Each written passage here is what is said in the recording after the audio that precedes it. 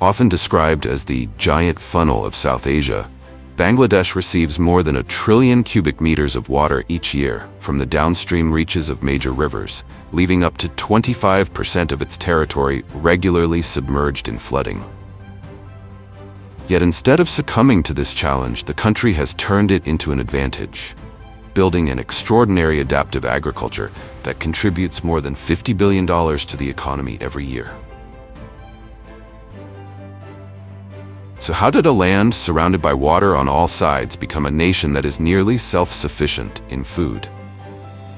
The answer awaits in the journey of discovery starting now, where Bangladeshi farmers turn seemingly hopeless challenges into breakthrough farming models that leave the whole world in awe.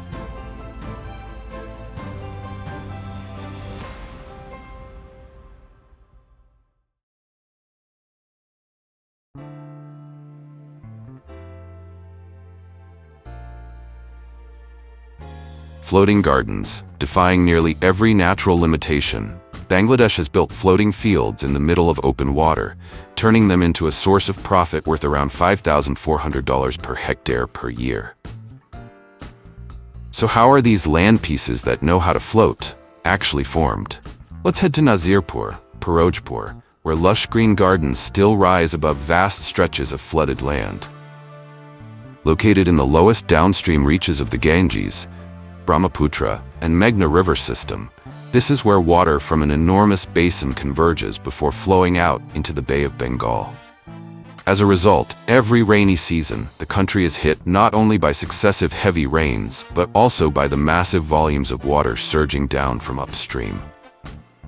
When floodwaters swallow the fields and turn farmland into open water, Bangladeshis know they can no longer afford to wait for the ground to reappear. So rather than fighting the water, they found a way to farm directly on its surface, and that is how floating gardens came into being.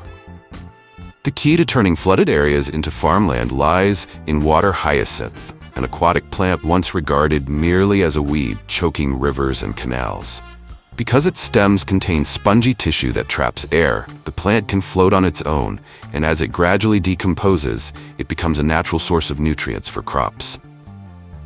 Farmers gather water hyacinth, then stack, weave, and compress it into long strips, held in place with bamboo poles to keep the beds from drifting with the current. Once the base layer is thick and firm enough, they add a covering of decomposed water hyacinth, mud, and organic manure on top, turning a floating mass of plant matter into a soft, moist, nutrient-rich growing medium. On this growing medium, seeds are not sown directly.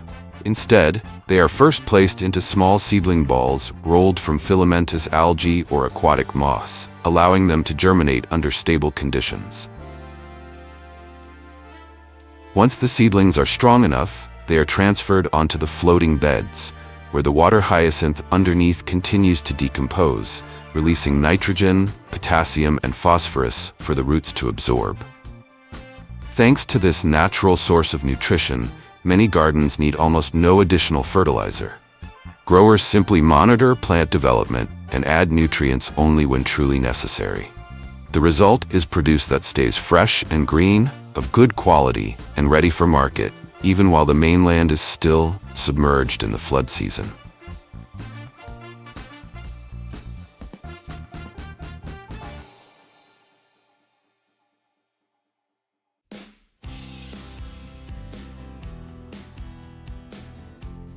Rice consistently ranking among the world's top 3 rice-producing nations, behind only China and India, Bangladesh has built a massive food production engine on land that is constantly under threat from water. With 3 overlapping crop seasons running throughout the year, the country puts more than 55 million tons of rice onto the market annually, turning the grain into a strategic anchor that secures food security for the entire nation. Yet behind this enormous scale, harvest season in Bangladesh still begins with human hands and small sickles. When the fields turn a uniform golden yellow, farmers start the harvest by gathering handfuls of rice stalks, pulling them close to the body, and sweeping a curved sickle low near the base to cut them, separating the heavy, grain-laden panicles from the field in just a few swift, continuous motions. Right afterward, the cut rice is gathered and tied into sturdy bundles on the spot, both limiting grain loss and turning thousands of loose stalks into neat bundles ready to be carried off the field. And even once the last bundles have been cinched tight in the field, the work is far from over. Because the farmland is so fragmented, densely interspersed with embankments, irrigation channels, and paths barely wide enough for a person to pass, moving the rice off the field still depends heavily on simple means of transport. The bundles are typically carried directly on the shoulders, balanced on the head, or piled high onto carts pulled by water buffalo to be brought to the collection site. There, each bundle is fed straight into a threshing machine, where a high-speed rotating drum repeatedly beats and combs the panicles to separate the grains from the stalks. An internal airflow then blows away the straw and light debris, while the heavier grains are collected separately at the outlet, ready for cleaning and drying. The grains are then transported to a rice mill, where they go through a continuous processing sequence that transforms them from raw grain fresh off the field into finished rice. First, a sieving and air suction system removes any remaining dust, straw, and debris, after which the grains pass through a husking machine to strip away the hard outer hull.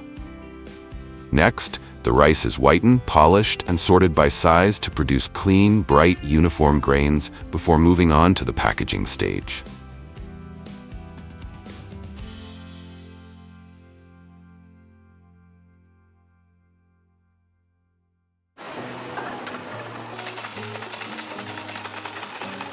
Before plastic and synthetic fibers came to dominate the shipping and transport industry, goods around the world were once carried in jute, the humble plant fiber known as Bangladesh's golden fiber. With a tensile strength roughly 3 times that of cotton, along with remarkable versatility, jute brings the country more than $800 million in export revenue each year and continues to hold a special place in Bangladesh's economy. Around July and August, when Bangladesh's rainy season reaches its peak, jute fields across the country enter harvest season all at once. To bring down the tall jute stalks, farmers typically use small sickles, cutting close to the base one plant at a time before gathering the stalks into large bundles. But rather than being taken straight to the factory, the harvested bundles are instead submerged in rivers to redded, using the water's natural decomposition process to soften and break down the outer bark and tissue, allowing the fibers inside to separate from the stalk.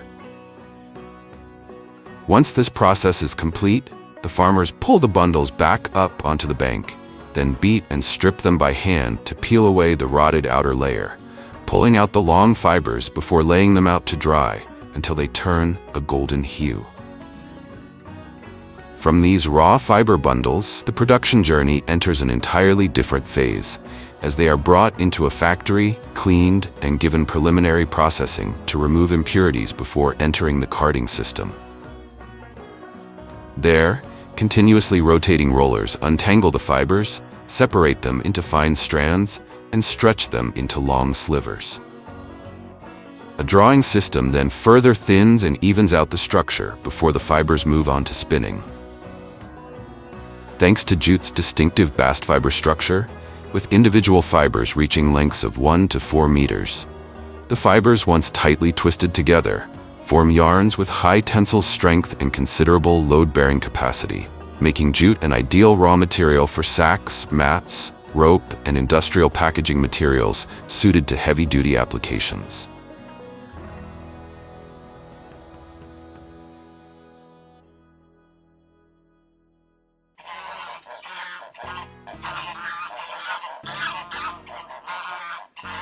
At our next stop, we head to Kishoreganj, a vast wetland region known as a Haor in northeastern Bangladesh, where the seasonal floodwaters not only sustain fish, but also provide an abundant natural food source for flocks of ducks. That very food source is what allows around 2,000 farms in the area to raise more than 2.5 million ducks, turning the rivers, canals, and sprawling lowlands into a year-round source of eggs and meat. The journey begins at breeding farms, where each egg is carefully selected before being placed into an automated incubation system that holds a steady 37.5 degrees Celsius, with light and humidity adjusted to match natural biological rhythms. After about 28 days, the ducklings peck their own way out of the shell and enter a strictly controlled rearing environment. Temperature, nutrition, and flock density all carefully managed, laying the foundation that determines meat quality from day one. In the traditional model, the ducks grow up in spacious pens, but are not kept fully confined. During the day, they're let out into ponds, marshes, or flooded fields to forage for snails, insects, and aquatic plants on their own. At night, they return to the pen to rest. Once they reach standard weight, the flock enters the transfer stage.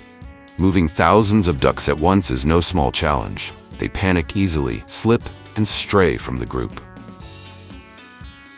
To manage this, farmers build narrow mesh corridors combined with sloped platforms that function like a duck elevator, guiding the flock to move along a natural, guided path that reduces stress and cuts down on losses. Few people know that duck is actually the country's second most important livestock, behind only chicken, in terms of both egg and meat production in Bangladesh. The ducks selected for meat are sent to processing, where their firm, richly flavored meat becomes the key ingredient in Hilsa mangsho buna, the duck dish, slow-cooked with onion, garlic, ginger, chili, and Bengali spices, until the sauce reduces and clings deeply to every piece of meat.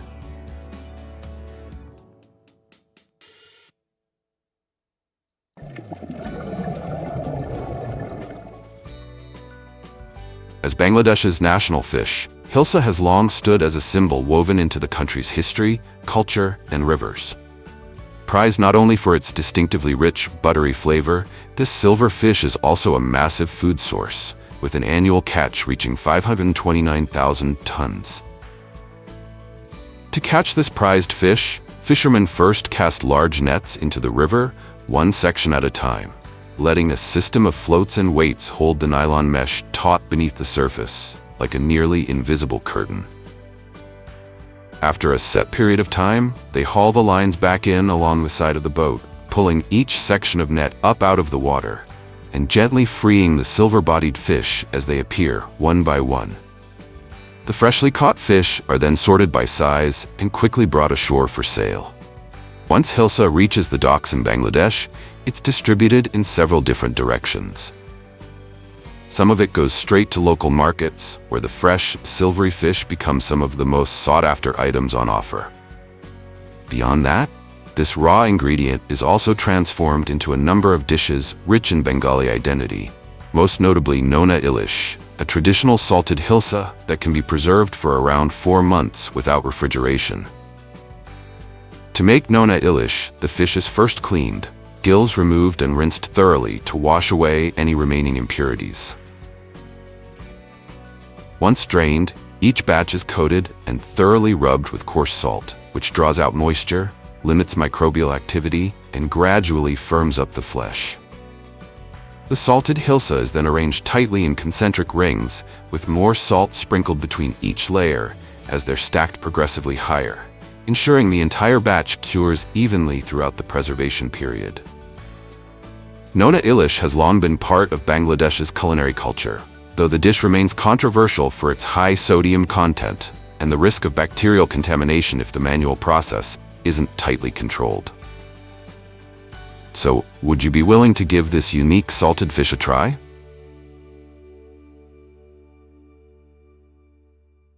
If the United States is known for burgers and hot dogs as iconic street foods, then China has crayfish, the nation's ultimate late-night favorite, with nearly 880,000 tons consumed every year. At its peak, China was home to more than 17,000 restaurants dedicated exclusively to serving crayfish, over 3 times the number of KFC outlets in the country at the time. Yet few people realize that before becoming the king of late-night dining, this crustacean was once regarded by farmers as a destructive pest, burrowing into rice field embankments, causing them to collapse and allowing precious irrigation water to leak away.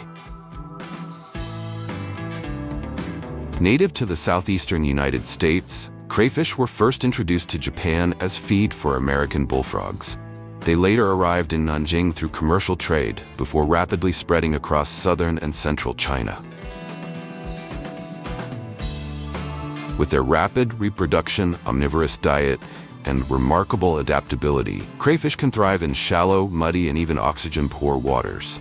However, their greatest threat lies beneath the surface. To shelter themselves, breed, and survive dry conditions, they dig burrows that can reach nearly 1 meter deep into the embankments of rice fields. As thousands of crayfish tunnel simultaneously, the embankments gradually become hollow from within, causing irrigation water to leak continuously. During the rainy season, weakened banks can collapse or even fail completely, threatening nearby farmland. Everything changed in the 2000s, when the economic potential of crayfish began to be systematically developed. Today, China has become the world's largest crayfish producer, with around 2 million hectares of farming area and an annual output exceeding 3 million tons. Instead of raising crayfish in separate ponds, many farmers release them directly into rice paddies, creating an integrated rice crayfish farming system. As the crayfish move through the rice fields, they feed on weeds, insects, and organic debris, helping reduce pest pressure and the need for chemical inputs. In return, their waste naturally enriches the soil with nutrients. This allows farmers to harvest both rice and a high-value crayfish crop from the same piece of land. In Hui County, located in the lower Yangtze River region, the rice crayfish model has increased profits by about 2,600 yuan per mu of farmland. After about 4 to 6 months, the once calm rice fields come alive as the crayfish reach market size and are ready for harvest. Farmers typically place long cylindrical traps, divided into multiple chambers with funnel-shaped entrances along the irrigation channels. These funnel openings allow crayfish to enter easily, but make it extremely difficult for them to escape. As the crayfish forage for food, bait draws them into the chambers, where they remain trapped. Farmers simply haul the heavy traps onto the banks, quickly sort the catch by size, and send the crayfish into China's extensive refrigerated distribution network, delivering them to markets and restaurants across the country. Much like Americans have long embraced the Cajun crawfish boil, Chinese diners were once accustomed to eating crayfish simply boiled. But everything changed when chefs in Hubei and Jiangsu began leaving the shells intact and braising the crayfish in a rich blend of oil, dried chilies, Sichuan peppercorns, garlic, ginger, and dozens of other spices. The hard shell locks in the natural sweetness of the meat, while allowing the firm but mildly flavored flesh to absorb the bold, spicy, aromatic, and savory seasonings, giving rise to the iconic dish known as xiaolongxia. From April to July, when crayfish are in peak season and prices fall, steaming platters of xiaolongxia, served alongside a few glasses of ice-cold beer, become an unmistakable symbol of summer evenings across China.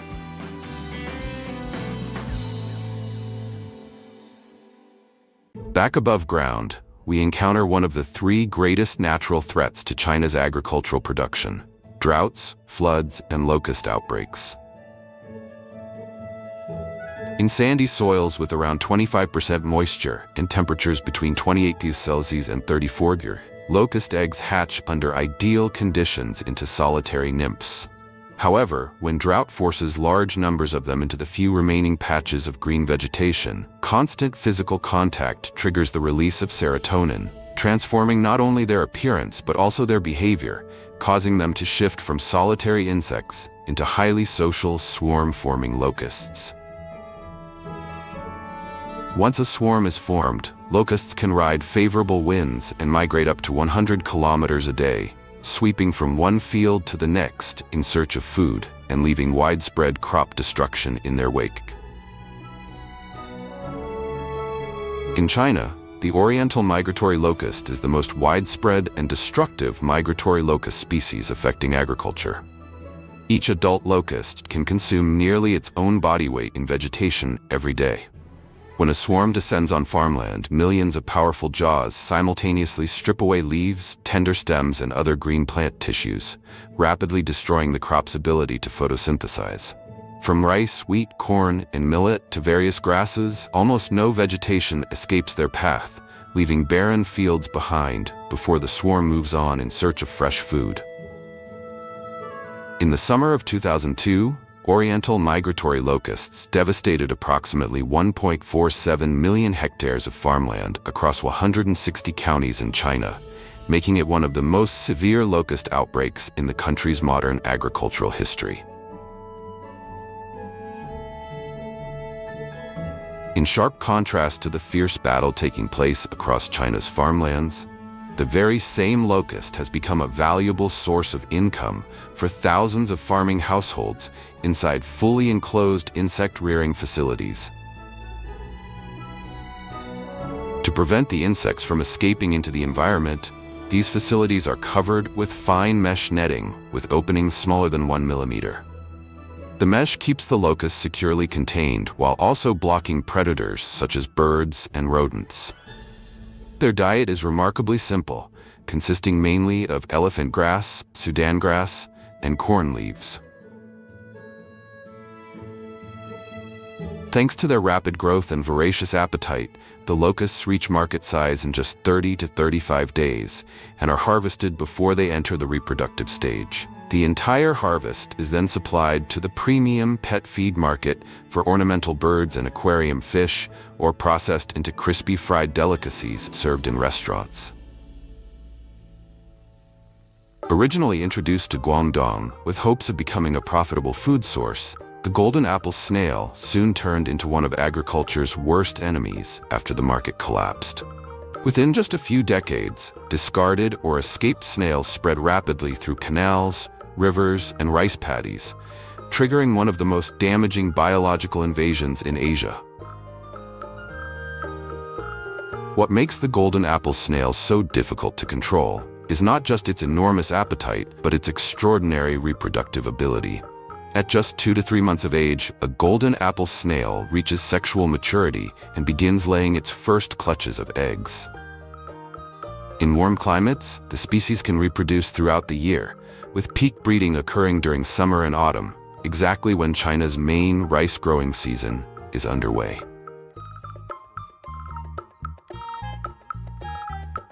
Through a reproductive opening on the right side of its body, the female secretes a sticky mucus that coats each tiny egg, forming the species' distinctive bright pink egg masses. This unusual color comes from a specialized protein known as PV2, which not only gives the eggs their characteristic pigmentation, but also serves as a protective defense. Compared with native freshwater snails, the golden apple snail reproduces at an astonishing rate. Every 5 to 10 days, a mature female can produce another clutch of eggs. When it is time to lay them, the snail must leave the water and crawl onto dry surfaces such as rice stalks, wooden posts, or concrete walls. Laying eggs above the waterline protects them from most aquatic predators. At the same time, their vivid pink color serves as a warning signal. The egg coating contains a potent neurotoxic protein, making the eggs unpalatable and potentially harmful to many land predators as well. Within just a few weeks, thousands of young golden apple snails hatch from the egg masses and drop directly into the water below. They immediately begin feeding on vulnerable rice plants, from the seedling stage through tillering. Crawling along the shallow water, they scrape away soft plant tissues and often sever the stems just below the waterline, causing the plants to collapse and be completely consumed. The damage leaves gaps in the rice field, forcing farmers to replant affected areas. According to Guangzhou's agricultural authorities, golden apple snail infestations typically reduce rice yields by 10 to 20%, while severe outbreaks can result in losses of more than 50%. To stop golden apple snail populations from exploding, destroying their egg masses before they hatch is one of the most effective control methods. In the past, Farmers had to scrape off or crush each bright pink egg mass by hand, a labor-intensive approach that was difficult to apply on a large scale. Today, many farming areas use handheld propane torches to destroy them more efficiently. The intense heat rapidly destroys the egg cells and kills the developing embryos, preventing the eggs from hatching. As a result, hundreds of potential snails can be eliminated before they ever reach the water, effectively breaking the pest's life cycle. However, this method is effective only for egg masses laid above the waterline and must be carried out carefully to avoid igniting surrounding vegetation or damaging nearby crops.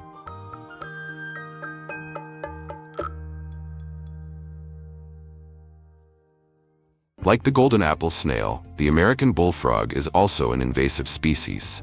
Yet in China, its rapid growth, high meat yield, and enormous demand from restaurants have made it the country's most widely farmed amphibian, with annual production exceeding 650,000 tons.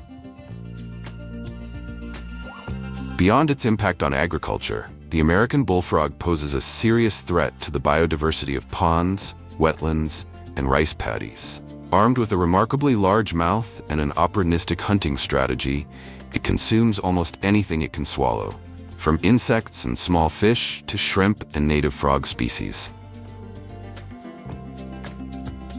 Even more concerning, the American bullfrog is a carrier of the deadly chytrid fungus, a pathogen that attacks amphibian skin and has contributed to amphibian declines around the world. Because bullfrogs possess a high level of natural resistance, they often carry the fungus without becoming sick themselves. As a result, escaped individuals can become mobile reservoirs, spreading disease while simultaneously increasing predation pressure on vulnerable native species. However, the growing popularity of spicy frog dishes, braised bullfrog, and hot pot has driven demand for American bullfrogs to new heights in China. In 2022 alone, the country had more than 10,000 restaurants specializing in bullfrog dishes, along with over 30,000 other food establishments that featured bullfrog on their menus. To meet this demand, bullfrogs are raised in dedicated ponds or specialized tanks and fed high-protein commercial feed. Water quality and stocking density must be monitored closely throughout the production cycle, as uneaten feed and waste can quickly degrade the farming environment. One of the most important management tasks is sorting the frogs by size. Bullfrogs do not grow at the same rate, and larger individuals will readily prey on smaller ones. To prevent cannibalism, farmers regularly collect the frogs, grade them by size, and transfer each group into separate tanks. This not only reduces losses, but also allows each group to receive feeding and care suited to its stage of growth. Under warm farming conditions, fast-growing individuals can reach a market weight of more than 180 grams just 3 months after completing their metamorphosis into juvenile frogs. Once they reach this size, they are harvested, sorted, and shipped to processing facilities and restaurants. Enormous consumer demand has transformed this North American invasive species into one of China's largest amphibian farming industries.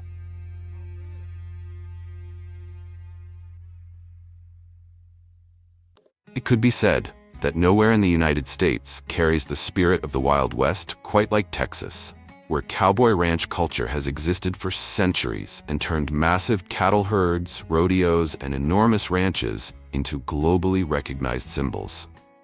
What's especially fascinating is that the famous cowboy image known around the world today did not come only from Hollywood movies, but from the harsh realities of everyday life, where cattlemen once had to drive thousands of cows across hundreds of kilometers long before trucks or railroads existed.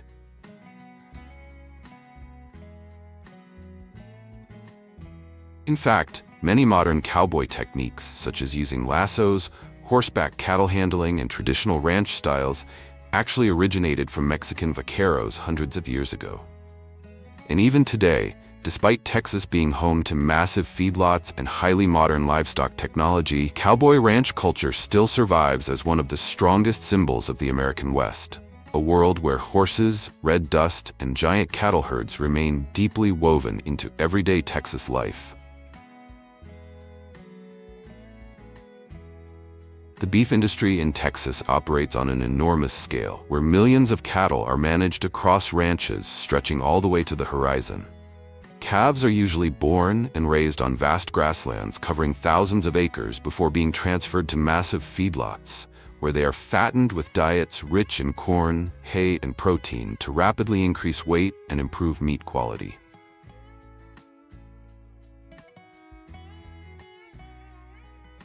Another iconic image of Texas cowboy ranch culture is branding.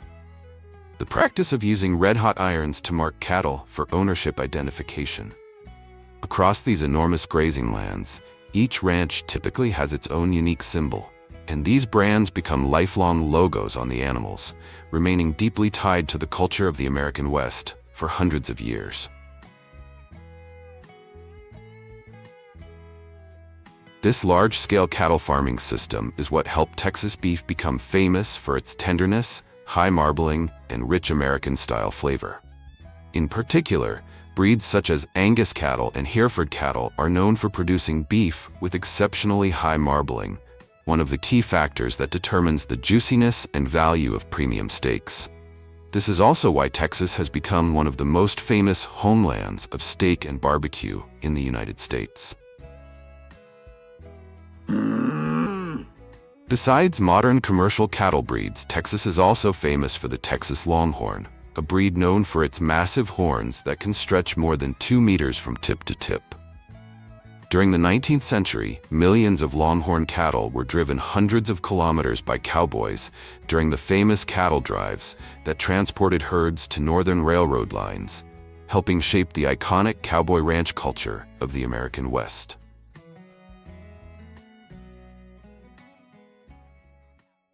However, beef cattle are not the only livestock kingdom in Texas.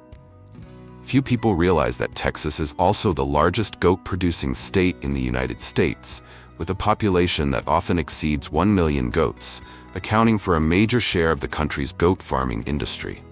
Most goat ranches are concentrated in the Texas Hill Country, where the dry, rocky terrain and dense brush create an ideal environment for raising goats. Interestingly, the harsh Texas climate is actually a major advantage for goat farming. While cattle require large amounts of grass and water, goats can thrive in areas where many other livestock animals struggle to survive. They are able to feed on shrubs, low leaves, and wild vegetation, allowing many ranches to make use of thousands of hectares of dry, hot land across the American West. Texas is especially famous for breeds such as the Boer goat and the Angora goat. Boer goats are primarily raised for meat production, while Angora goats are valued for their fleece, which produces mohair, a premium fiber widely used in the fashion industry. At one point, Texas produced more than 90% of the entire U.S. mohair supply. Across many ranches in Texas, thousands of goats roam freely over vast rocky hillsides. Some goat ranches even span tens of thousands of acres and have operated under traditional ranching systems for generations. Although the scale is not as massive as cattle feedlots, goat farming still generates hundreds of millions of dollars each year for the Texas agricultural industry.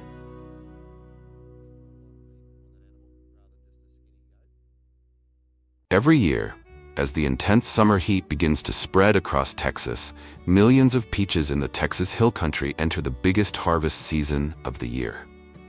This region is considered one of the most famous peach-growing areas in the American South, where the hot, dry, and sunny climate produces peaches with a powerful aroma, rich sweetness, and more vibrant color than many other regions. Unlike colder states such as Georgia or California, Texas peaches usually ripen earlier, so many farms begin peak harvesting as early as May.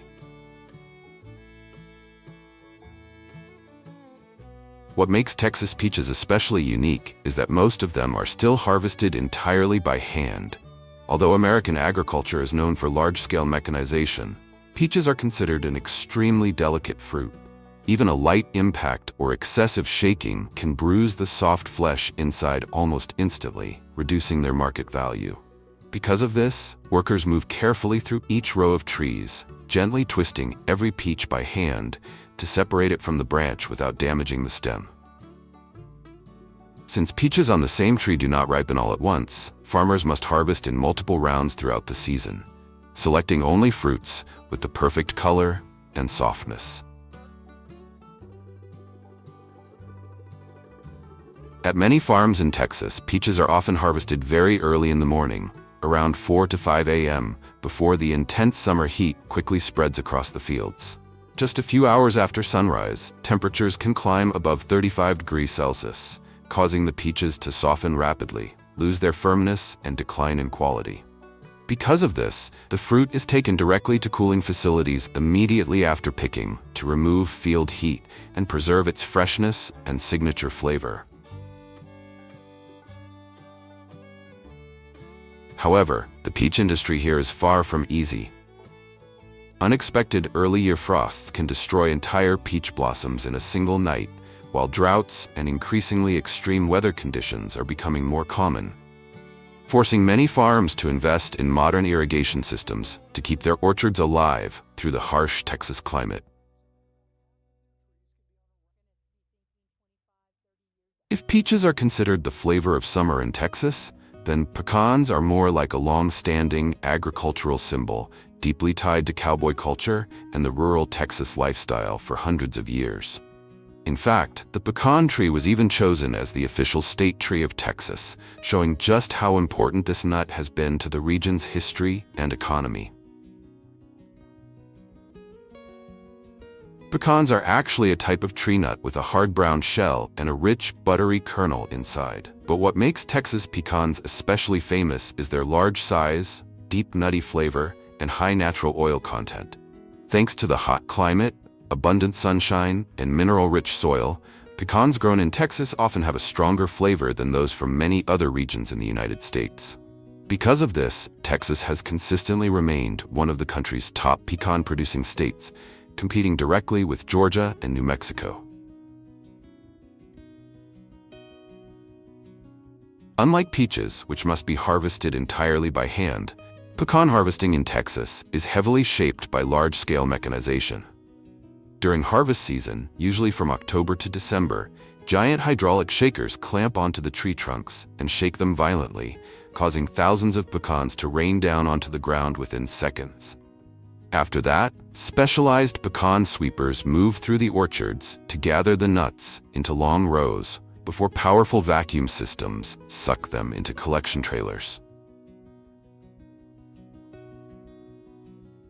One thing many people do not realize is that pecans were an extremely important food source for Native American communities long before Texas became part of the United States.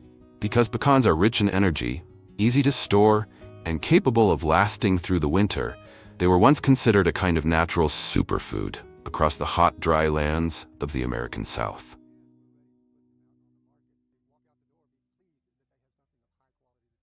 Although not as famous as peaches or pecans, mulberry trees are extremely common and have existed for generations across many rural areas of Texas, especially near rivers and farming regions, appearing everywhere from ranch fences to old roadside farms.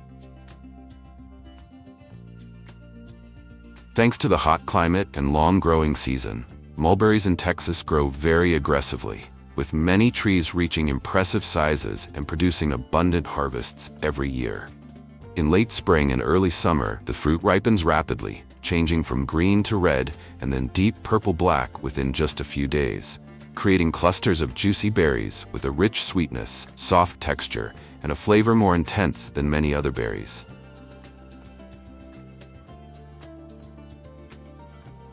Unlike many commercial berry crops that are planted in perfectly straight rows and harvested by machines, most mulberries in Texas are still harvested in a much more wild harvest style.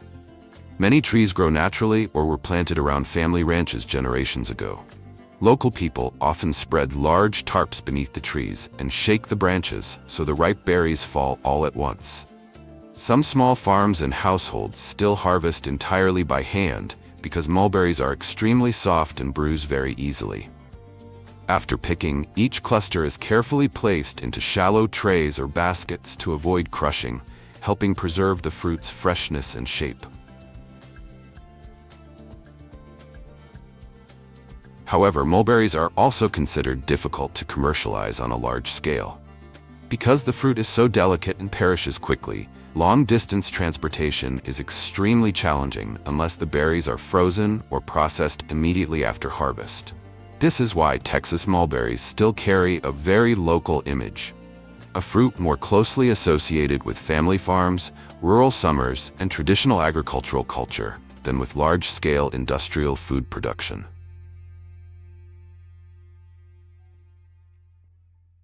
As summer begins to blanket Texas with its signature heat waves, watermelon fields across the state enter their busiest season of the year.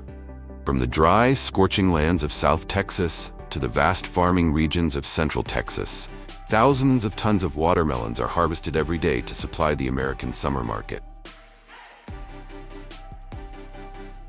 At many farms, harvesting begins very early in the morning, sometimes before the sun has fully risen, to avoid the intense Texas heat later in the day. Before cutting, workers inspect each watermelon using several signs of ripeness, such as a creamy yellow spot on the underside, a less glossy surface, and the deep, dull sound produced when tapped lightly.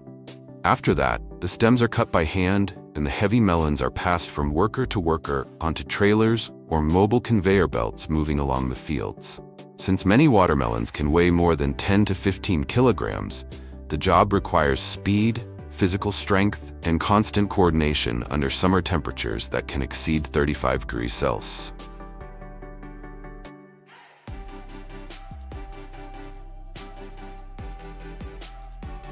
After leaving the fields, the watermelons are quickly transported to sorting facilities, where workers inspect their size, color, and rind quality before packaging and shipment.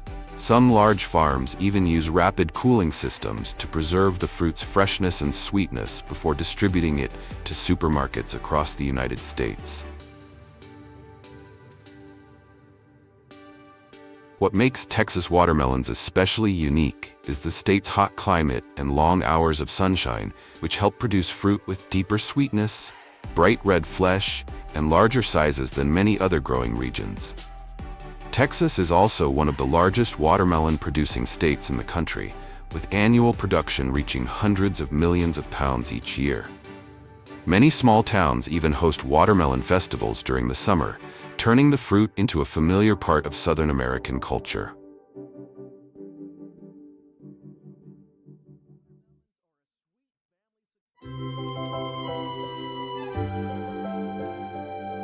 With more than 50 million tons of soybeans produced each year and export revenues exceeding $20 billion, Argentina is not only an agricultural powerhouse, but also one of the key regulators of the global food market. To the point that any major fluctuation in soybean production there can affect food and livestock supply chains around the world. Unlike Brazil, where double-cropping soybean fields are harvested at maximum speed, soybeans in Argentina are often harvested with a stronger focus on optimizing grain quality for processing and export. As a result, between March and May each year, when most of the leaves have fallen, the fields turn golden brown, and the grain moisture reaches export standards, the harvest season officially begins. At that point, combine harvesters move into the fields with their cutting headers lowered, close to the ground, suited to Argentina's soybean varieties that produce pods near the base of the plant. Next, the entire plant is fed into the threshing chamber, where rotor speed, airflow, and sieve settings are continuously adjusted to separate the beans efficiently, while minimizing grain damage and cracking. The soybeans are then cleaned inside the machine and transferred directly to grain carts traveling alongside, allowing the harvesting process to continue with almost no interruption. From the field to the factory, Argentine soybeans do not remain as raw grains. They are crushed into oil, processed into animal feed protein, and transformed into a wide range of products for global markets. Thanks to this value-added processing, the country exports soybean products to more than 100 markets, including the United States, the European Union, Saudi Arabia, and China.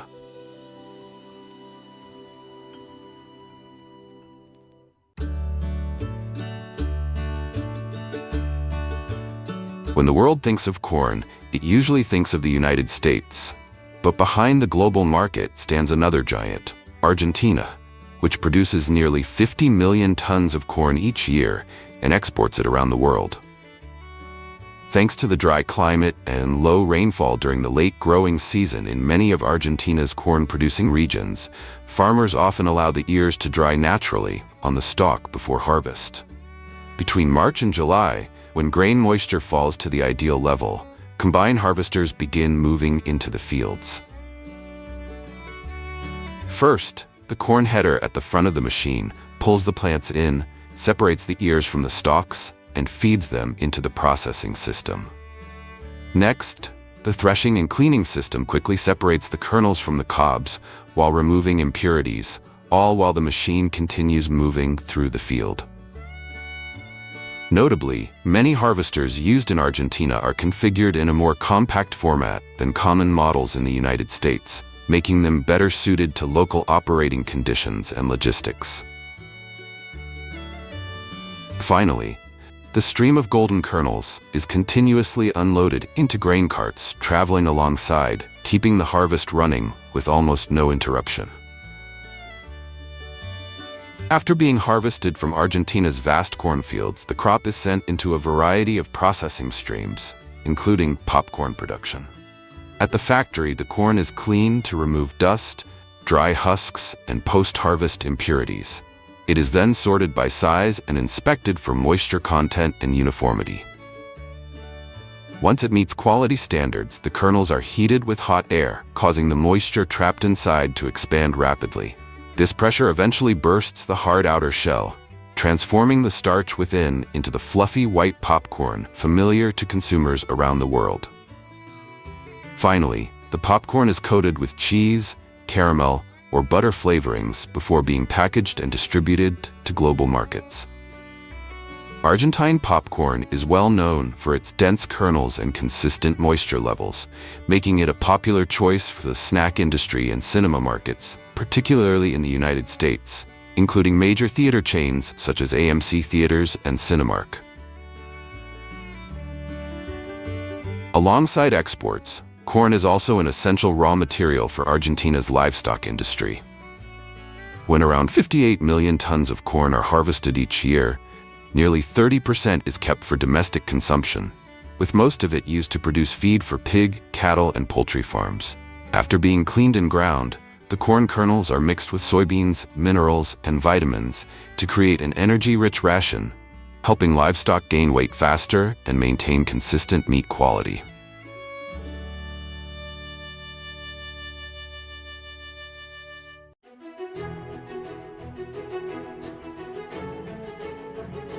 At the next stop, we arrive in Mendoza province, Argentina's wine capital, which produces more than 70% of the country's wine and contributes over $1 billion each year to the national wine industry.